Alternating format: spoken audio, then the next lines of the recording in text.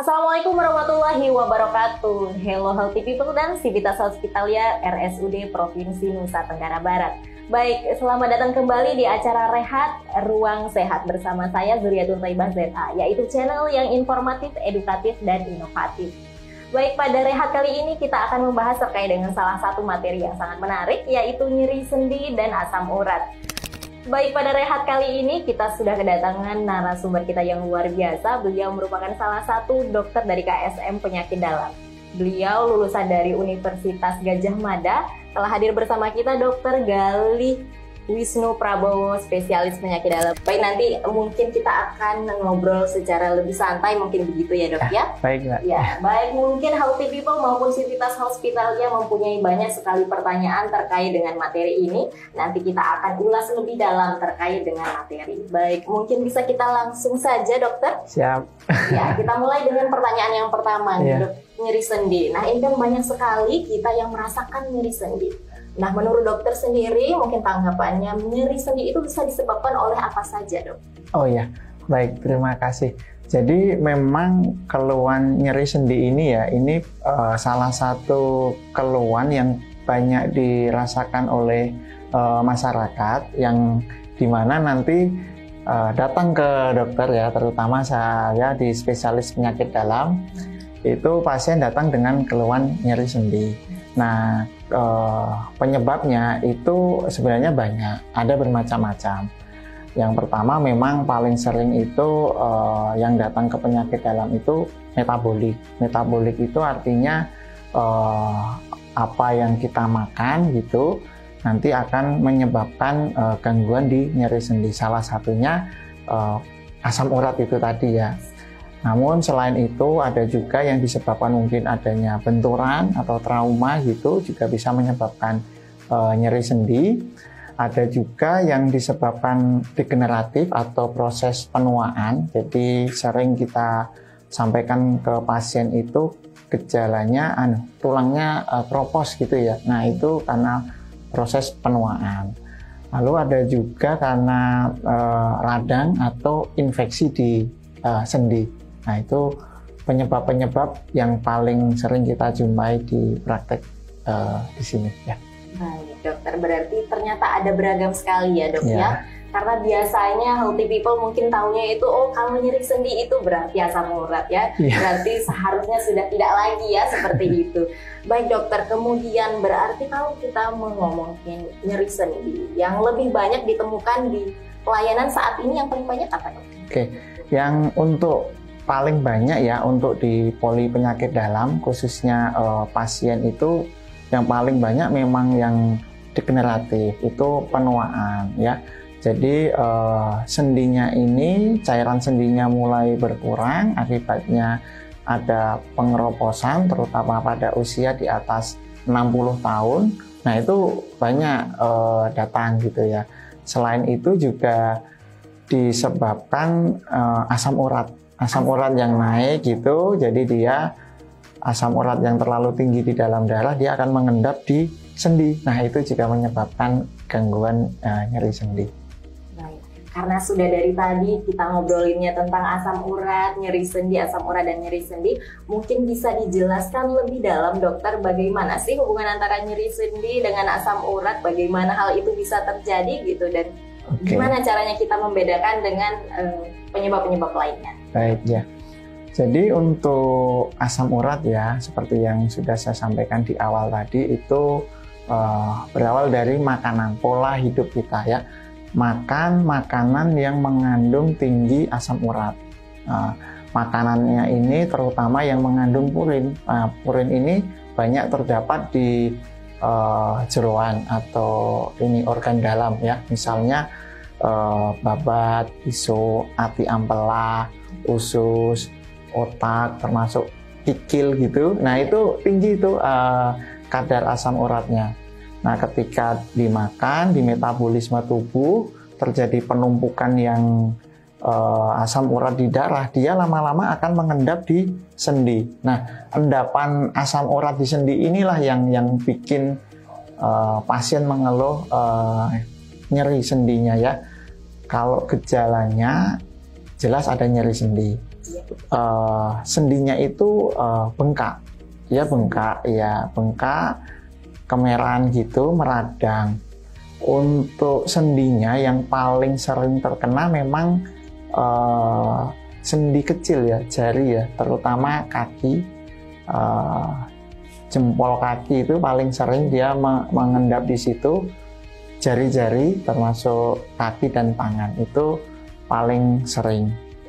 Bedanya sama yang lain, kalau pada nyeri sendi akibat degeneratif atau berkurangnya cairan sendi itu, dia lebih sering terkena ini sendi yang besar seperti lutut.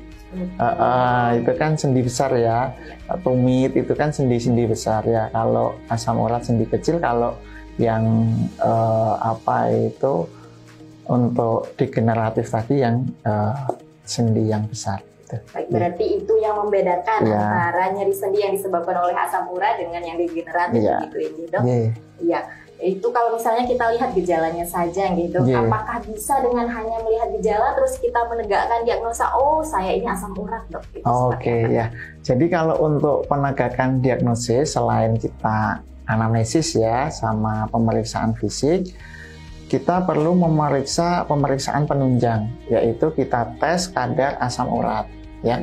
Biasanya meningkat. Untuk wanita itu di atas 65 itu sudah dikatakan tinggi. Kalau untuk laki-laki memang di atas 7 ya. Pengalaman saya mulai menimbulkan keluhan itu 7,5 atau 8 gitu, mulai mengganggu gitu ya, mulai ada keluhan nyeri sendinya. Lalu selain pemeriksaan kadar asam urat, bisa juga kita deteksi dengan ronsen. Nah, di ronsennya itu nanti itu bisa kita lihat apakah ini suatu penyempitan sendi akibat pengapuran atau degeneratif itu tadi, atau memang ini karena peningkatan kadar asam uratnya. Itu ya. Siap. Berarti selain dengan kita melihat tanda dan gejalanya, kemudian baru setelah itu kita melakukan pemeriksaan penunjang untuk bisa tahu apakah kita itu sebetulnya mengalami asam urat atau tidak. Ya, baik Dok, ini pertanyaan selanjutnya Dok. Jadi ada beberapa pertanyaan mungkin dari masyarakat awam, dari healthy people kita terkait dengan asam urat maupun nyeri sendi.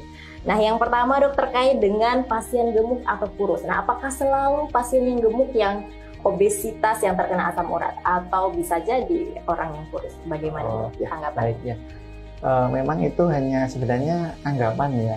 Tidak, asam urat yang tinggi ini tidak tergantung yang gemuk sama yang kurus, termasuk mungkin kolesterol. Kolesterol itu juga ada mitos mungkin ya di masyarakat, kalau orang gemuk kolesterolnya tinggi, kalau kurus tidak gitu. Itu enggak, karena di sini tergantung pola makan. Memang kecenderungannya yang gemuk ini lebih banyak makan. Nah, karena lebih banyak makan, jadi kesannya lebih banyak yang terkena asam urat ini yang gemuk gitu ya. Tapi kalau tidak gemuk tapi banyak makan yang jeroan itu tadi, ya asam uratnya bisa tinggi. Iya, berarti hanya anggapan mitos berarti ya Dok ya. Baik, pertanyaan selanjutnya Dok, kalau asam urat lebih rentan dialami pria, itu betul atau salah? Atau cuma mitos atau fakta? Itu juga mitos ya, jadi sama aja antara pria sama wanita, sama itu dua-duanya bisa terkena juga gitu. Baik, kemudian yang selanjutnya Dok, penderita asam urat dilarang makan daging. Nah, apakah tidak boleh semuanya kita makan daging? Yang merah-merah pokoknya nggak boleh, atau seperti apa? Kalau untuk makan daging boleh tetap, dia tidak langsung. Daging itu kuning, jadi boleh asal tidak berlebihan. Tapi kalau yang jeroan itu yang harus segera dihentikan, stop lah. Gitu. Ya, jeroan berarti ya yang poin utamanya. Baik, yang selanjutnya Dok, konsumsi produk susu meningkatkan risiko asam urat, ini bagaimana Dok? Susu tidak terlalu dia, memang ada kandungannya tapi tidak terlalu tinggi, jadi tidak masalah sih kalau untuk susu ya. Untuk susu berarti tidak ada masalah ya Dok ya. Baik, yang selanjutnya, apakah asam urat itu bisa disebabkan karena faktor keturunan atau tidak? Oke, kalau untuk faktor keturunan, jadi gini, peningkatan kadar asam urat ini kan dipengaruhi tidak baiknya atau ketidakseimbangan metabolisme asam urat. Nah, beberapa pasien memang ada keturunan sistem metaboliknya yang tidak bagus, ditambah makan asam uratnya yang berlebihan. Nah, jadi dia meningkat. Secara tidak langsung ada, tapi secara langsung tidak ada. Karena ini akibat makanan konsumsi. Berarti bisa karena membantu iya. ya, tapi tidak selamanya sebagai faktor utama. Misalnya orang tuanya sudah punya asam urat yang tinggi, nah anaknya mungkin lebih rentan gitu aja sih. Gitu ya. Baik, dokter. Ya, baik, selanjutnya kita menuju pertanyaan pamungkas nih, Dok. Kalau misalnya kita tidak mau mengalami nyeri sendi karena disebabkan oleh asam urat, apa sih yang harusnya kita lakukan supaya tidak mengalami hal tersebut? Oke, ya, terima kasih. Jadi karena itu tadi ya, penyebabnya adalah makanan yang mengandung asam urat yang tinggi, maka pola hidup ya, terutama kita sebenarnya nggak harus tidak makan sama sekali, paling enggak seimbang dalam mencegah untuk peningkatan kadar asam urat. Jadi menghindari makanan yang mengandung asam urat tinggi seperti yang sudah saya sampaikan tadi, yaitu yang merah lah ya, yang harus sangat dihindari itu jeroan. Lalu yang kedua, yang kuning itu kacang-kacangan ya, termasuk turunannya misalnya belinjo, emping gitu ya, itu kan turunan dari kacang-kacangan, itu mulai dihindari. Namun kalau memang tidak ada masalah asam urat ya silahkan, yang penting seimbang. Tapi kalau memang sudah terbukti kadar asam uratnya tinggi, makanan tersebut dihindari. Itu. Lalu yang selanjutnya, selain mencegah dari makanan, maka kita memang harus berobat kalau sudah kadar asam uratnya tinggi. Ada beberapa obat yang untuk menurunkan kadar asam urat di dalam darah gitu ya. Selain obat untuk menurunkan di dalam darah, perlu juga obat simptomatik untuk mengurangi rasa nyeri di pasien. Gitu ya. Tapi itu untuk penanganannya juga ya, Dok ya. Ya, ada lagi mungkin yang mau disampaikan terkait dengan penanganannya, Dok? Selain dari selain diet sama obat-obatan ya. Jadi yang pertama untuk pesan saya kepada masyarakat ya, jadi tidak semua nyeri sendi itu disebabkan oleh peningkatan kadar asam urat. Jadi jangan terlalu takut, yang pertama itu mengenai asam urat ini. Jadi jangan, apalagi pasien asal minum obat sembarangan gitu ya, dikiranya asam uratnya tinggi. Nah, pokoknya jangan dulu diobati asam urat sebelum ada data atau pengecekan kadar asam urat. Tapi kalau sudah terbukti asam uratnya memang tinggi, ya sebaiknya periksa ke dokter untuk pengobatannya. Karena tidak semua asam urat yang tinggi itu selalu diobati seperti yang sudah bergejala gitu. Ada beda penanganannya. Gitu. Penanganannya berbeda ya, healthy people. Oke, baik, itu dia pembahasan kita terkait dengan nyeri sendi dan asam urat. Semoga bisa menjawab semua pertanyaan dari healthy people dan Civitas Hospitalia. Baik, mungkin ada simpulan terakhir mungkin untuk para Civitas Hospitalia maupun healthy people terkait dengan nyeri sendi maupun asam urat ini. Baik, terima kasih. Jadi untuk kesimpulannya, nyeri sendi ini merupakan gangguan yang paling banyak dikeluhkan oleh pasien, cukup banyak ya. Penyebabnya juga banyak. Jadi pasien atau masyarakat harus jeli atau jangan sekali-kali mengobati sendiri. Harus dipastikan dulu apakah ini akibat radang sendi, apakah itu akibat pengeroposan atau pengapuran, atau memang peningkatan kadar asam urat. Jadi sebaiknya segera periksa ke dokter bila ada keluhan untuk mendapat penanganan yang lebih tepat seperti itu. Iya, baik. Healthy People maupun Civitas Hospitalia, itu dia tadi pembahasan kita terkait dengan topik hari ini. Baik, terima kasih banyak Dokter Gali atas waktunya. Semoga apa yang kita bahas bisa bermanfaat untuk Civitas Hospitalia maupun Healthy People begitu ya. Baik, terima kasih dokter. Mohon maaf apabila ada kesalahan. Semoga apa yang kita bahas ini bermanfaat. Baik, semoga kita tetap selalu dalam keadaan yang sehat walafiat, kemudian tetap produktif dan memberikan manfaat bagi sesama. Baik, terima kasih. Wassalamualaikum warahmatullahi wabarakatuh dan sampai jumpa di Rehat selanjutnya.